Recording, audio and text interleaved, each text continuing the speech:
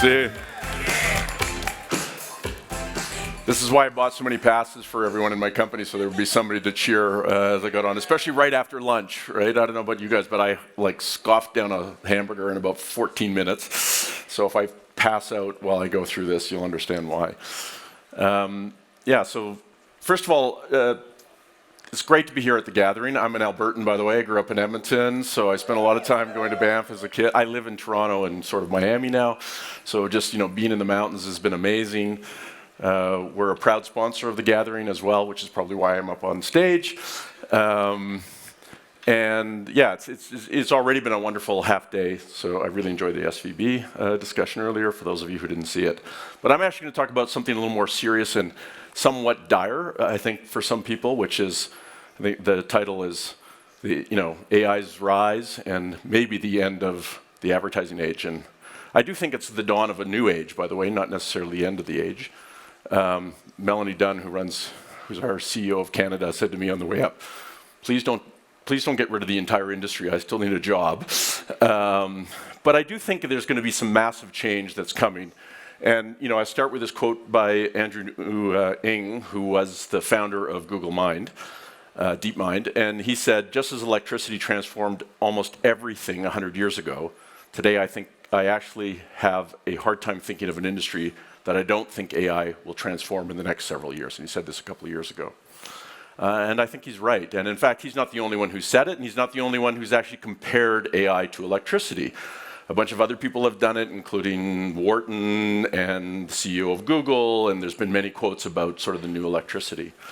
And interestingly enough, there's a really, really good book called Power and Prediction. I don't know, has anyone read Power and Prediction? Only a few out there. I highly recommend it. It's actually written by Ajay Agarwal, Joshua Gans, and Avi Goldfarb. They're professors at U of T. They're very close to Hinton and everything that happened there. And they really talk about where is it going in a really interesting way. I learned a lot by reading this book. And they talk about electricity in the book. And one of the interesting things about electricity is most people don't realize that it was invented a long, long time ago, or not invented, but discovered in 1752 by Benjamin Franklin. And really nothing happened until the late 1800s. In 1879, Thomas Edison invented the incandescent bulb. And then maybe just as importantly, although people don't talk about it as much, Nikola Tesla invented the AC engine, basically induction engine, which allowed power to be distributed. And these two things were super important because not that much happened. In fact, this is actually what a light device or a light bulb looked like before Thomas Edison came along. I mean, it would, they basically copied a lamp, a gas lamp, and not, you couldn't exactly do a lot with this thing, and they were super expensive, and that's what it looked like. But then in 1882, only 3 years after Edison invented the incandescent light bulb, he did this, which is he lit up an entire block in Manhattan. And it was basically a stunt at the time. It caught the world on fire, by the way. Everyone talked about it. I would say that this was the tipping point for electricity, particularly for the light bulb. And, Edison went on to found basically Edison General Electric, which became General Electric. He became a very rich man. And this was his stunt and his tipping point in 1882. But this is 130 years after electricity was discovered. By the way, I think and AI had its own tipping point. On November 30th, 2022, ChatGPT was launched. And before that, lots of people were talking about AI, but nobody was really actually experiencing it or playing with it. And again, this was 80 years after neural networks were discovered and talked about. But ChatGPT, as most of you probably know, changed everything. Suddenly, it was a discussion that we were all having, and what was the real role of AI. And interestingly enough, when it comes to our industry, we know it made a huge change and a massive change, and we know marketers see the value because we just did this study with Statista. In fact, it came out today. And 89% of marketers see the value of AI, but actually only 54% have integrated it into their organizations. And that's not quite the tipping point. And if you think about it, and I'll talk about this in a little bit. I mean, AI has been in digital media for 20 years. So the fact that it's still only being used by half the organizations, and it's actually even less in small organizations and even less in many agencies, by the way, it's quite surprising. So back to electricity for a second. So even though he lit up New York in 1882, this is actually what a factory looked like, not just in the 1800s, but actually till 1913, really, in the 20s. And so what happened is that they would take factories were built around steam engines. So you'd have a steam engine, and everything you would do and make would be around the steam engine, because that's where the power came from. And electricity came along, and yes, they put light bulbs in so people could work longer hours, but they also replaced the steam engine with an electric engine, but they didn't change anything else. They just did it exactly the same way. So they would go around the steam engine. And that's what the authors of Power and Prediction called a point solution. It's really just taking something, and it was more efficient, et cetera. I'm sure they made more money as factory owners, but it didn't really fundamentally change anything until Henry Ford came along. And Henry Ford thought about electricity in a completely different way. What he did is he distributed the power throughout the factory. He then had people do one thing over and over again, obviously, because they had the power there. And it was way more efficient. It changed manufacturing around the world forever. And by the way, not just that, democratized the automobile, because only very rich people could afford one before that. The Model T actually was something that everyone could drive. And in fact, many people think ushered in the American century, because it was so far ahead of the rest of the world in manufacturing, which then helped it in World War I and World War II and all the other things that happened. That is a system change, not a point solution.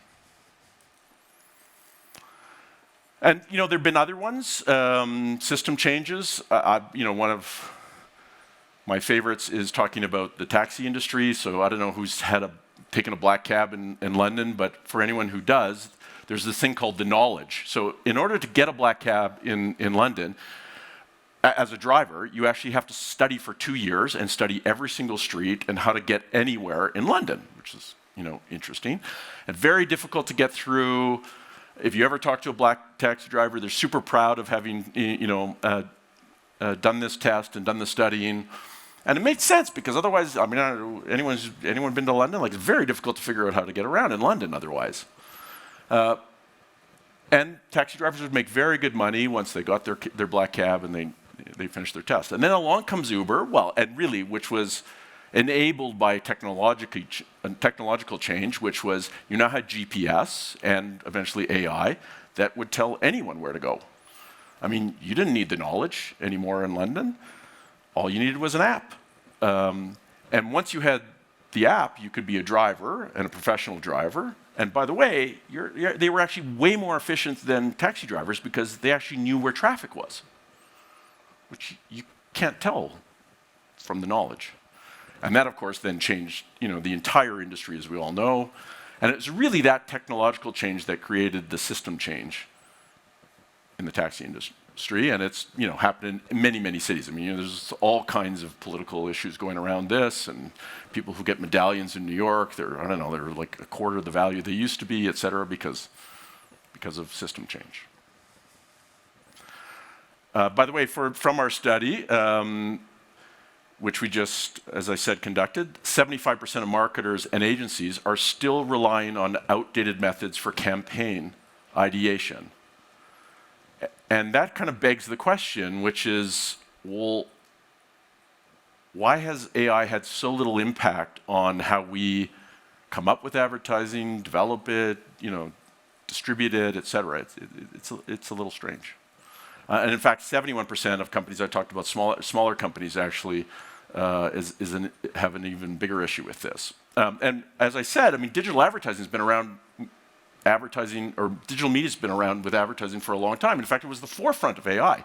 If you look at the most important inventions and discoveries in AI, they've almost all been done by Amazon, Google, or Meta, or a predecessor, or something that Google bought, as an example. And in 2012 is actually when Google ImageNet happened, which was Geoffrey Hinton and his team, which then led to all the advancements and Ilia and et cetera.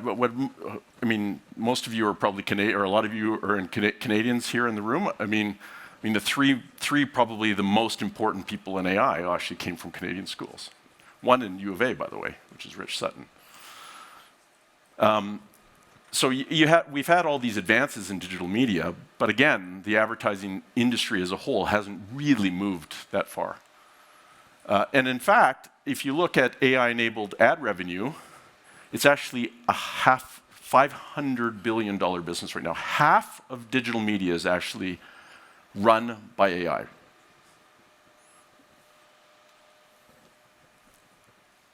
So, yet again, I said when it comes to our industry, this is an AI-generated picture, by the way. I think Gary Vayner talked about Mad Men. I'm not sure they all smoked pipes, but one of the limitations of AI. But again, like, the process hasn't really changed since the 50s for us. I wasn't around in the 50s, but trust me, it hasn't changed that much. And again, according to this, don't take my word for it, the Statista survey that we just conducted said that 75% of them still rely on these outdated campaign ideas and ways to come up with campaigns. So if it's had this little effect on developing and deciding and deploying advertising, what is it like? What's that mean? I think, and what's the system change that's coming? In fact, this is actually. There's one example, I just pulled it off the internet basically, of the process for developing advertising. It's a batch process, right? Like, the client says, here's what my problem is, and that leads to a brief, and then the brief gets sent to the agency, and then they write a new brief because doesn't have any insight in it, or whatever the case may be, and then they go to the creative teams, and they develop a bunch of ideas, and then it goes to the creative director, and then it comes back, and this is a batch process, and it takes a long time. I mean, we've all worked on enough campaigns that this doesn't it happens in over weeks or months. By the way, AI is being used in this process, as we know. Like, we see it in our own agencies. Like, it is helping to write better briefs and find insights through research. It is taking notes during meetings so that you don't need somebody like scribbling the whole time. It is shortening the production process. It's even helping us come up with versioning in a bunch of areas. So it is. But those are all point solutions.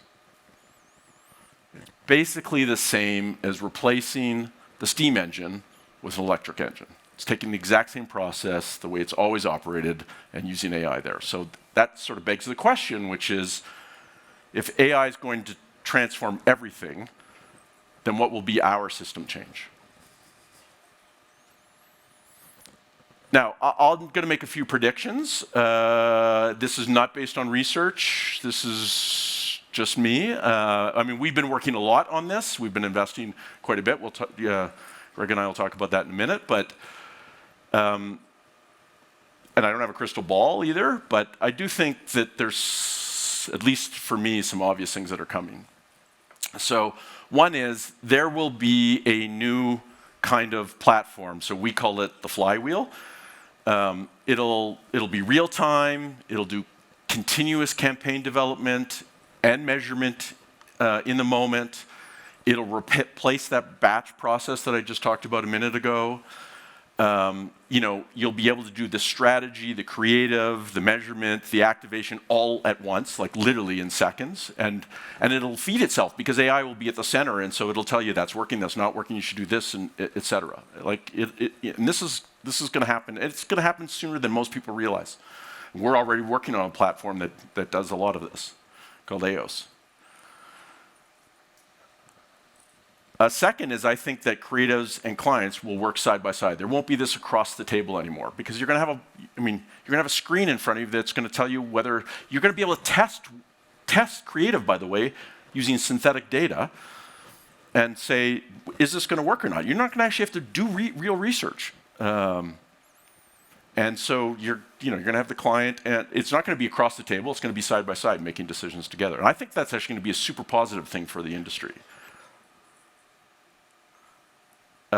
Third is what now takes months is going to take minutes, and what takes a whole bunch of people to do a campaign will take 2 or maybe 3. I don't know exactly the number, but it's not going to take the same number of people. And I actually think this is a super good thing because our industry doesn't pay very well. I mean, let's be honest. Like, I remember, when I graduated with an undergraduate in business, I wanted to go into advertising actually, and the job offers and the pay sucked. I mean, I ended up going to P&G instead, and it was somewhat better, but I would have been way better off going to consulting or working in investment banking or something else. But I actually think this is a chance for us to fundamentally pay our people more, because they're going to do a lot more work and produce a lot more campaigns, and they're going to do it with certainty. I do think, though, the one thing that won't change, and in fact, it might, in my mind, it's going to be even more important, is that human creativity will matter more than ever. Why? Because the one thing that AI is not great at is new ideas, something nobody's ever seen before. In fact, the way it works is it has to take ideas that other people have had before and put them together. Now, it can do some synthesis, and it'll get better at this over time. But I think, everyone's going to have the same LLMs. Everyone's going to have the same AI tools. So really, the brands that are going to stand out, that are going to do super well, are going to be the ones that do incredibly unique ideas. And by the way, I think clients and agencies are going to be more brave because they're going to see whether it can work or not because of platforms like AI. But I think that you're going to see, big, unique brand ideas are going to be unbelievably important. They're going to differentiate brands. They're going to differentiate agencies. And the people who don't do them or can't do them are going to lose. If you're interested in learning more about the study, by the way, you can take a picture of this QR code. So we did it with 350 marketers. It's super interesting to hear what marketers are saying. And you can download the study, and I think you just have to give us your email so we can send you a lunch ticket or something. But yeah, so that's it for me. Thank you.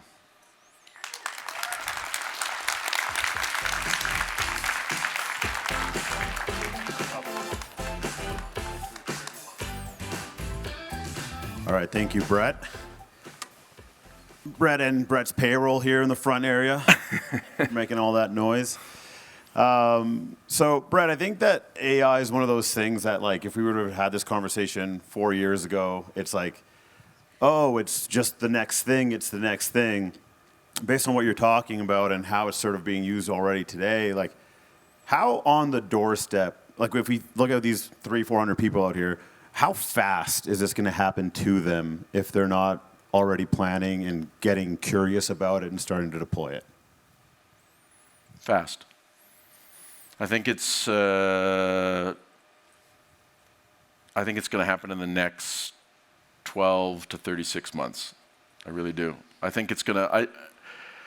Again, it's just a prediction, but we're doing some work with it, and when you see how smart it is, how much more efficient it is, once it starts to be deployed more and more, I think it's going to take over. Listen, and everyone's announcing new platforms, right? Publicis, WPP, Omnicom, IPG have all made big announcements. I'd be a little nervous if I was in those places because they're not exactly the kinds of organizations, and large organizations rarely are, by the way, that innovate in brand new spaces like this. So I actually think we're going to see a whole bunch of big organizations in our space also get really badly hurt by AI. And you mentioned AOS a little bit. I don't know if you had a chance to, for those of you out there, I'm sure you've stopped by the activation out there, but you talk to us about what that is, like how you mentioned it loosely, and you can get more information out there, but what is AOS? How does that redefine Plusco's offering? So AOS, first of all, it builds consumer journeys, like one at a time.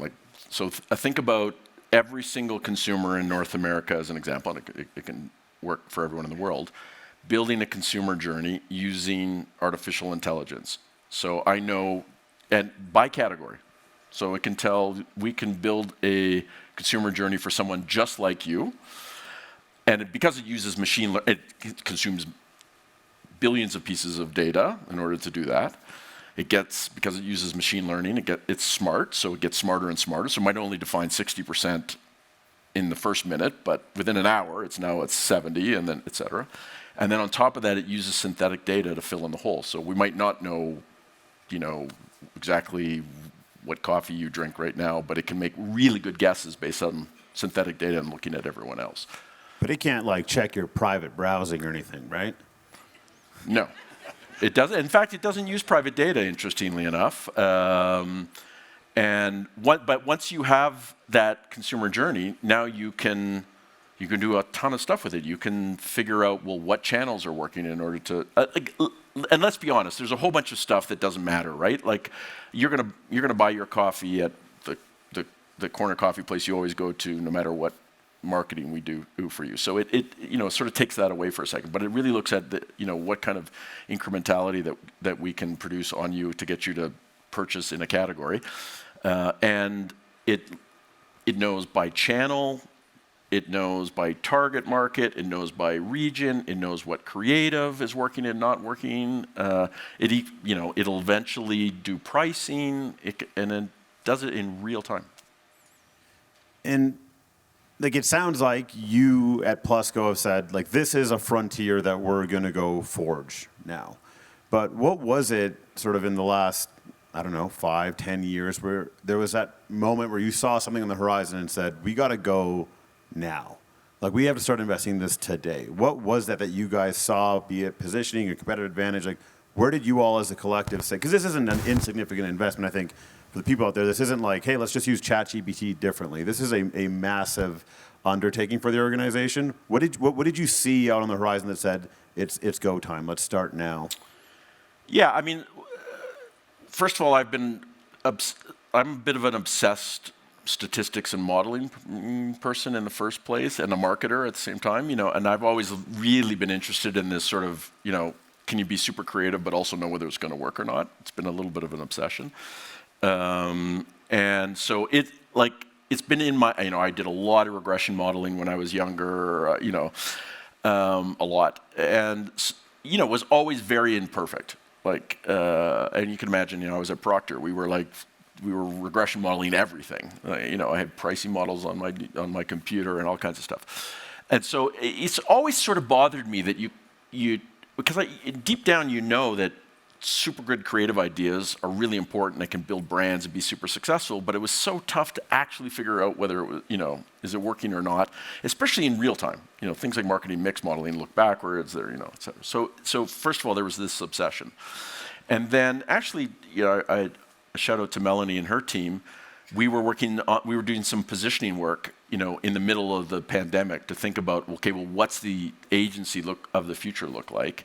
And her team actually came up with this idea, which was we should have a platform where we can actually manage everything the client does, full funnel, and understand, is it working or isn't it working? And that was sort of a light bulb. Now, it was a good timing because we just did a deal with a private equity firm, who had some money to invest. This stuff is expensive, by the way. I think, Publicis is spending, $330 million on it. Our platform we've spent a lot of money on it. It's expensive. ML engineers are really well paid. So it was that idea, that spark of the idea that we said, okay, now we got to go. And we just went all in. You kind of touched on this a little bit, but the idea of, and I think Plusco is maybe sort of 75, 80% like creative agencies, right? And there's so much of the craft and the discipline of creative is so closely tied to art and how people see the world and what they think will create an impact. Talk a little bit about like the implications of a tool like AOS is going to have on people. And you showed the slide at a lot of people to a little people. But just is there amongst the group of companies like, oh, they're just going to tell me what to say and what to look like? Do we lose the art of creativity inside of it? No, I mean, that's why I said I think human creativity is going to be more important than ever. I think really great ideas are going to be valued more than they ever have been. I think smaller agencies, mid-sized agencies, which mostly we have, you work for one, et cetera, I think are going to be able to do a lot more work with fewer people. I think it's actually going to be super good for smaller groups and smaller agencies. I think that's, and because, I don't know, across all of our agencies, we have like 3,000 people. We could probably do 5 or 10 times the work with that many people. I think it's going to change, by the way. I think if you don't know how to use AI, I don't think you'll have a job in a few years. You heard it here first. You're going to get on this payroll couch pretty quick. When you think about, you mentioned WPP, Publicis. I'm not sure if anyone is from those organizations are here or not, but you're sort of in the middle of like an arms race right now to say who's going to be able to commercialize and weaponize this technology for good. Yep. How I don't, neurotics may be the wrong word, but how much are you guys having to pay attention? You've obviously staked a claim that said, we're going to nail this really, really well, and we're going to deploy it as fast as we can, not just for us, for our clients' business, for everybody. How cognizant are you in checking in and seeing and hearing and trying to develop faster, or adding more people to the team, or taking people away from the team? Like how impactful is this sort of AI arms race into like how you're making quarterly or monthly decisions?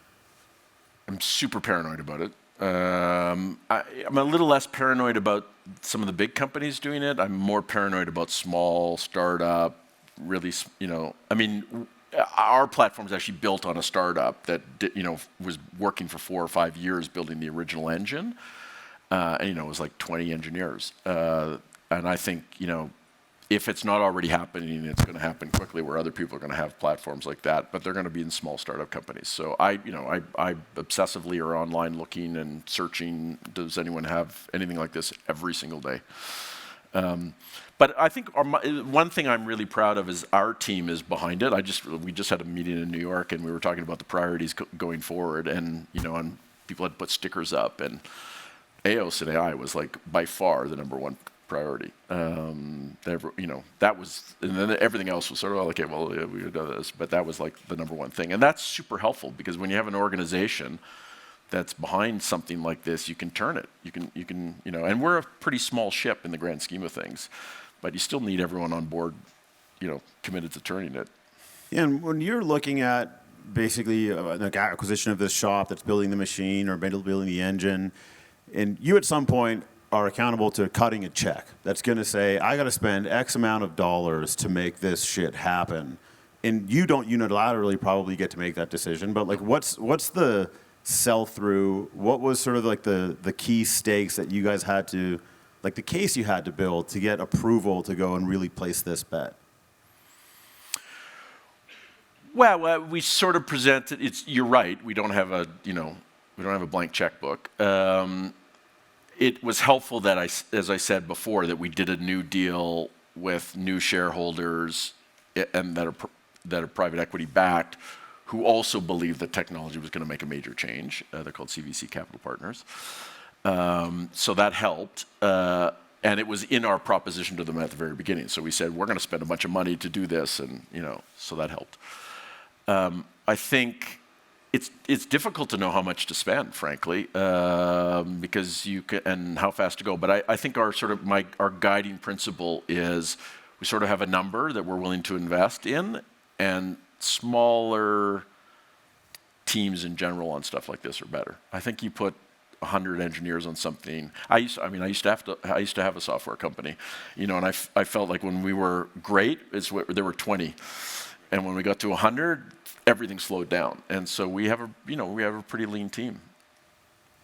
And you sort of probably start to roll this out, soft launch to your clients, and are you at a point where you can show a client a demo or whatever it is, and clients are now just flocking to say like, hey, I got X amount of dollars to go win Black Friday, put it in AOS, how much am I getting out? Like, is that to the level of sophistication the platform is getting now?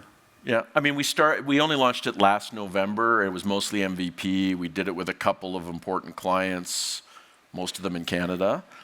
We're sort of now circled around a full year, so you now know that it actually worked, that it actually drove those results, et cetera. Because even though the platform tells you in short term this is what it's going to do, you actually still have to see the sales, and so now those clients that have been on it for a full year have now become believers, and are starting to expand it to other units and other divisions. And then other clients have, because they've seen us use it in other categories, now realize that it can work in their categories as well. And we're starting to win. I mean, frankly, we're starting to win clients using it. If you had to look, again, you're not a futurist, but if you're looking at the next 12 months of really rolling out AOs and starting to really deploy this and build real confidence in the platform, what's the thing you're most optimistic about, and the thing that you're most not pessimistic but nervous about, the barrier that's like behind the corner that you might not be able to see right now? Well, I'll start with change management is going to be very tricky around this, right? Because a lot of people's jobs are going to change, and it's happening so fast. I mean, it happened in the digital, when digital really became important, but that was more like a 4 to 6 year change. People had to become hybrid or digital, otherwise, you couldn't be only a radio buyer anymore, right? And but this is happening much faster, and I think that's going to be our biggest challenge, which is can you find enough people? Can you train your people? Can you and do it so that they're ready for this change? So that's the biggest barrier. I think. I mean, the other thing is obviously there'll be some other competitive products that's starting to get launched, et cetera. So that'll be a challenge as well. I think the thing I'm most optimistic about is. I think we are seeing momentum right now. I suspect we'll have 30, 40, maybe 50% of our clients in it in the next 18 months using it. That is optimistic. That's awesome. So we're just going to wrap up here in the last few minutes. You talked about Thomas Edison's tipping point, the system change. Yeah, the system change. Do you feel like that's where the category is right now? Like our industry is marketing? Is that where Plusco is? Like where are we? How close are we to real pure system change? I mean, again, there's 400 people out here. Is the system change happening today, tomorrow? How long can we hold on to old constructs? I think the tipping points happen, again, because of ChatGPT and a lot of other things. I'd be shocked if most of the audience here hasn't been using AI in a meaningful way. I think system change, I think that's, again, it's, Ford came up with the new assembly line in 1913. It took 7 years before basically it changed the entire industry because people caught on.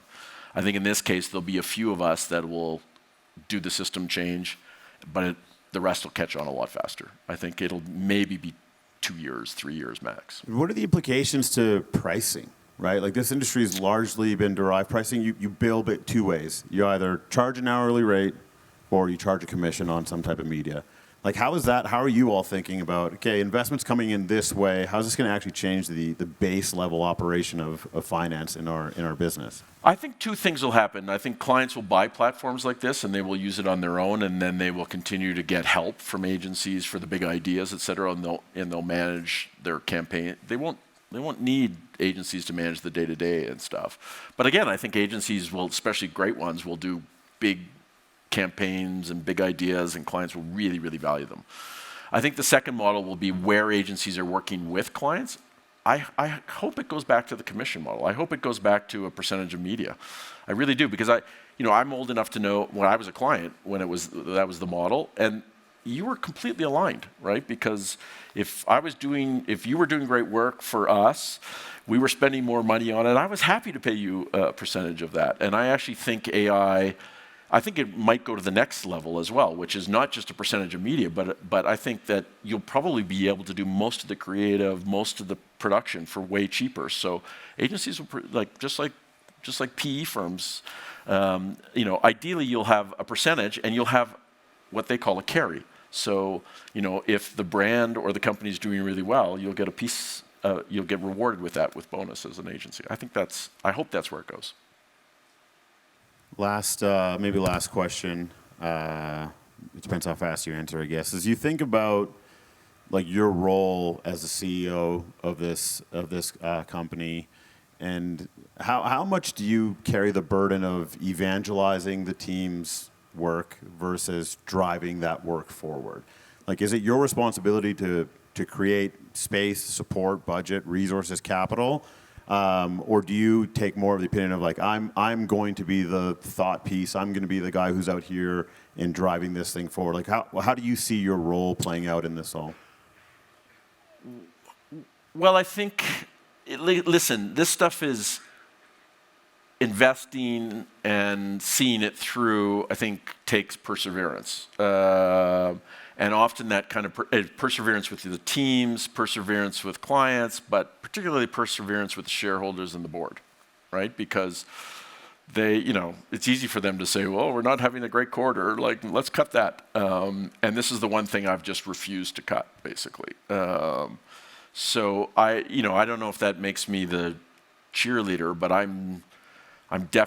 because again, the team is behind it, but I'm definitely the one who's sort of defending it and making sure that, we continue on. And again, we have to be responsible. You can't spend everything on it, but, and I think that's the role of a CEO. I think, especially in change, and I think massive change, which our industry is about to go through, I think a CEO's job is actually to even if it's not their vision. I talked about it was Melanie's team who actually came up with this idea in the first place. I think once you recognize that it's a good idea and it's something that's going to change, then I think you got to be the one who blocks and tackles and makes sure it happens.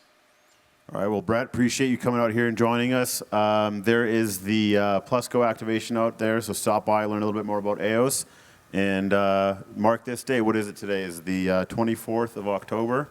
Let's see where we're at in 2 years. We'll have you back, and holographic versions of ourselves will be having this conversation. Yeah, that'd be great. Thank you.